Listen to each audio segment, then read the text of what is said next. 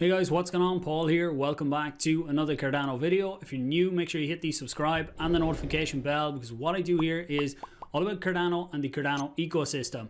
So it's Friday, so it's time to take a look at what are the biggest things that I personally see going on right now within Cardano. We'll look at World Mobile are going to open up their early staking from next Monday. I'll give you a quick look into that. We look at the Cardano Grayscale report. So Grayscale done a fairly in-depth review, a big report on Cardano. We look at that, the positives, the negatives in that.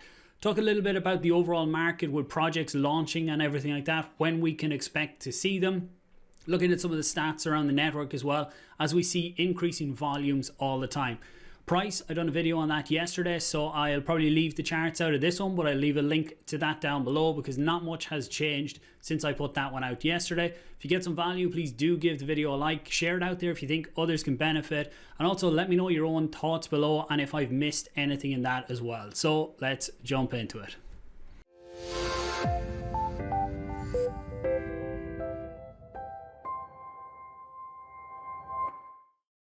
Okay, so we'll start out here looking at World Mobile, then we'll get into the Grayscale report. As usual, timestamps will be below for anyone who wants to skip into certain sections. So World Mobile token, for anyone who bought in during their sale, they have done a Q&A session here. This was done in their Telegram group and they've summarized it all here. So the high level is that it's going to start next Monday. You can actually see that here, October 11th at 11 a.m. UTC. So what this means is that you can then go in and register to start with the early staking and to also reserve the Earth nodes with World Mobile. So for myself, I've said it a few times, I will be reserving or trying to reserve an Earth node. So on 11 a.m. I will be there clicking as fast as I can to try and get in, because with early rewards on the Earth node side anyway, there are bigger rewards if you get in within the first few Earth nodes there in terms of early staking rewards. If we look at that, it's further down. You can see that here it's done in thresholds, but again, getting in there as early as possible will be good as well, because you will get more rewards over the long term. So in terms of tutorials and how it's all going to happen, they've put out two tutorials here. This one here, I'll link both of these down below. This one here is on the early staking rewards. So steps you through exactly how you do it, how you go in, how you actually stake. Talks about a lot of the common questions that would be asked around claiming rewards, or what you do with them. Should you claim them? Should you leave them? And once you do reserve, make sure you don't send any of the WMT out of that wallet either, because if you do and you drop below the threshold that you registered to stake, then you will lose the rewards for that period. So it's the same then on the Earth node side. So you can see here there's a separate video, slightly different process. If you look up on top here, you can see there's staking and Earth nodes. So for people doing Earth nodes, I would say go in and try and do them first, and then if you have other tokens, have them in another wallet and do the staking then after that. So again, the questions, I will leave all of these links down below. This one here on the FAQ, I think it covers everything, and if it doesn't, let me know in the comments down below, or feel free to join their Telegram group as well. They're very active there with sharing what's going on. So then we look at Grayscale. This report came out a few days ago now, actually, probably a week ago, but I only got to kind of dig deeper into it lately. Grayscale did add Cardano to one of their funds. They haven't got a specific fund just for Cardano yet, but from reading this and what I gather from it, I do think they will at some point in the near future have a fund dedicated to Cardano as well. So Grayscale is for institutional investors, for anyone that's new, or high net worth individuals. If we take a look down through it, so these are the key areas. It goes through the background, brief history, features, advantages, risks. We're going to skip down to the advantages and risks, and I'm going to talk around both of them and give you my own opinion on that as well. So as well, I will put a link to this down below for anyone who wants to dive a bit deeper into it and check out the full report as well. So what they see as some of the advantages for Cardano is Charles Hoskinson, the founder, with him and having his vision and drive behind Cardano as one of the advantages. They also see the community as a big advantage, and to me, I really do see the community as a very big driving force behind Cardano, because what Cardano has, they have a really loyal community that has been built over the last few years that have bought into the vision. and they're there for the long road. So having that backing behind a project is absolutely massive. And as we see DeFi and everything like that launching on top of Cardano, that is where the community is really going to play a role in really escalating where Cardano is going. So again, I'll talk a bit more about that in a second as well. Decentralization, so we do have that with how the network is run, with nearly 3,000 stake pools now in operation. So again, decentralization, very important for the future, and Cardano is one of the most decentralized, I would say, now. In terms of block production anyway, we do still have IOHK with development, but over the next while we will see that go to on-chain governance, where everything that happens on the network will be voted on by the community. Accessibility, Cardano is on nearly all exchanges right now, or all major exchanges. We do have one or two outliers out there like Gemini. Still don't understand why it's not listed on Gemini. I know that the Winklevoss twins are big investors in Ethereum. I don't know if that is it or not, but at the end of the day, they are business people and they are missing out on a huge amount of fees by not having Cardano listed. That is trading fees on the exchange. Funding then, so Cardano has something that a lot of other networks don't have, and that is a huge treasury of funds. So Cardano currently has 1.6 billion in treasury to spend on development. So this is a fund that is set aside, and this is what funds Catalyst proposals. Catalyst voting is actually open now as well. I will do another video on that probably next week, but you can go ahead and start voting for the projects that you want to see get funded if you want to jump ahead on that.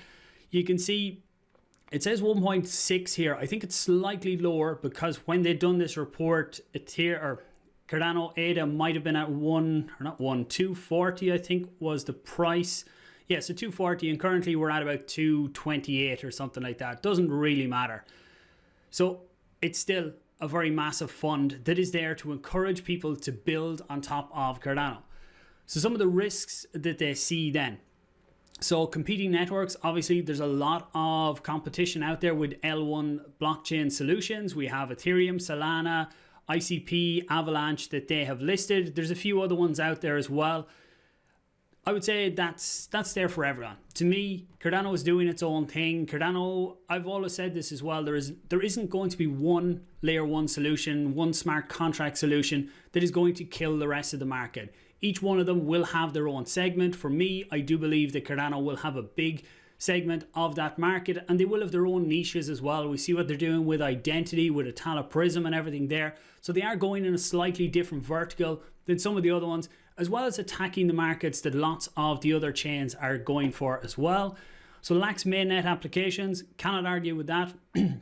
Currently, Cardano does not have any big dApps launched on the platform. So we did get smart contracts on September 12th, but we still haven't seen any big dApps launching. So there is something missing there as well called the PAB, the PAB, the Plutus application backend.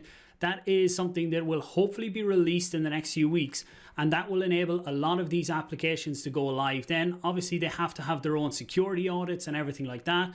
And if you're getting involved with any of the projects, make sure that they have went through all of that due diligence. They've had their code audited and everything like that. But I will do a full video looking deeper into that probably over the next week or so, when I can get some concrete information on that. So if that is accurate, being the next few weeks towards the end of the month, then we should expect the applications to go live in November. And I'll show you what's happening with Fantom right now as well. I'll show you that in a second. So network economics and valuations, this is a risk that they see. They see the fee revenue as a risk. But for those of us using the system, the fee revenue isn't such a big thing. It will come into play later on down the line. So they talk about here that it mightn't support the staking in the future if the fees stay so low. But what's not being taken into account here is as the network grows, there's more and more transactions on the network. So these transactions are all happening, so that's generating more and more fees on the network. So it's not increasing the cost per transaction, but the more utility, the more usage of the blockchain, that's going to generate more fees. So to me, this isn't such a worry for me. If the network is used and if it continues to grow, as we will look at that in a second. Actually, if I show you this here is on ADA pools, and you can see the amount of transactions happening per epoch. So back here, you look at this, you can see if we come down here, we're down at 150,000 transactions per epoch, fairly small. But as you start going through the epochs, now each of these is 5 days for anyone that's new. You can see it's slowly starting to, well, not that slowly either. It's starting to rise up all the time. So up to 300,000, 400,000. We hit 500,000 there in epoch 289 and over 400,000 transactions per epoch in all of these here. So that's 400,000 in the 5 days on the network. And this is growing and growing all the time. So what we're seeing is, right now, I would say lots of them transactions are the NFT drops that's happening. NFTs are just exploding out there right now. There seems to be a few drops happening every day. So that is driving transactions on the network. Once we actually get into dApps launching as well, when you have DEXs, lending and borrowing, all of them types of transactions are really going to explode this up. And I would say we should be in at least over 1 million, if not multiples of millions of transactions per epoch towards the end of November, when we do have all of them transaction or them dApps live on the network as well. So just to finish the report then, the other ones is legal and regulatory. These are common within crypto. I would say you're going to have these risks with any cryptocurrency. I have looked back into the Cardano, how they done their raise in the beginning. They did do it out in Asia with KYC, so they shouldn't have the risk of the US or anything like that some other projects might have in the future. So to me, that's as low as it possibly can. You can never say it's zero with any project. Network security. So again, the proof of stake, they're saying here about even despite the formal verification, the proof of stake may have bugs or that over time with the way that Cardano develop, with the, what I would say, the slow, methodical, well thought out architectures that they put out there. I think they will be okay on that side, and I don't see security risks there.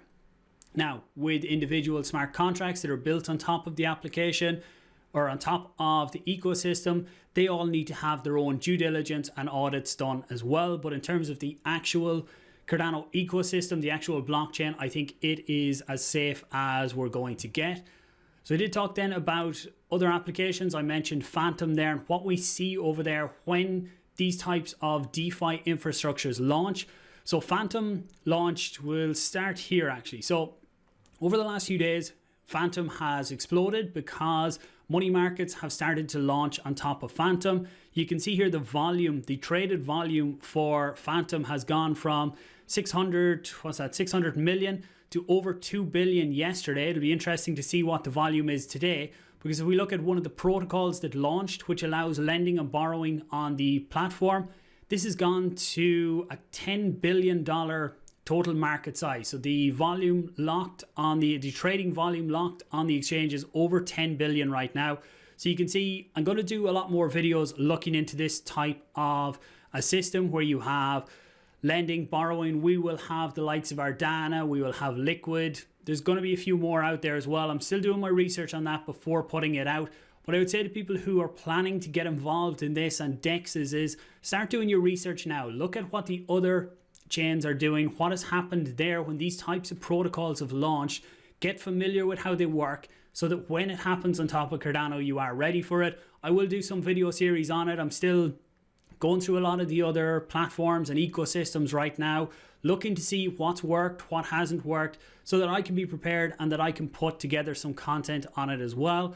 The big thing is these things generally explode when you bring these types of applications, because everyone is trying to get on, get involved, and there is going to be incredible money to be made within these types of markets, but also lost. So make sure you do your research, that you know what you're doing when you get involved, and hopefully when I get that content together, that will be a help as well. So make sure you do subscribe, click the notifications to make sure you get all of that as well.